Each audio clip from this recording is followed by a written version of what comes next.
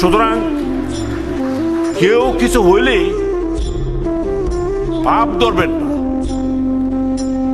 আজকে যদি আমি মনে করি যে আমি রাষ্ট্রপতি, আমি সচিব বা মন্ত্রী বা এরা আমার অত জিজ্ঞাসা কেন করতে যাব,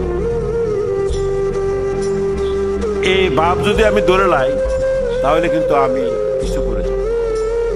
এমপি সাহেবদেরকেও বলি, আপনারা যদি ভাব ধরেন তাহলে কিছু করে যাবেন।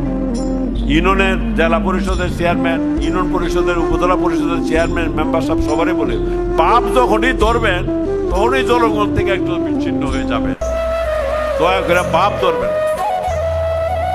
মানুষের সঙ্গে নিজেকে সেবক হিসেবে মনে করতে হবে। আমাকে সেবক হিসেবে মনে করতে, আমি আপনাকে আমাকে ট্রাস্ট করছেন, আমার উপর আস্থা স্থাপন করছেন, আমি আস্থা সহকারে এই আস্থা রক্ষা করে আমি আপনাদের ভালো কাজগুলি করে যাব। এটা হলেই দেখবেন যে সব কিছু সুন্দর হয়ে যাবে। আমি যে ডেপুটি স্পিকার হয়েছি 6 বার এই এলাকার মানুষ আবার কিন্তু ভোট দিচ্ছে।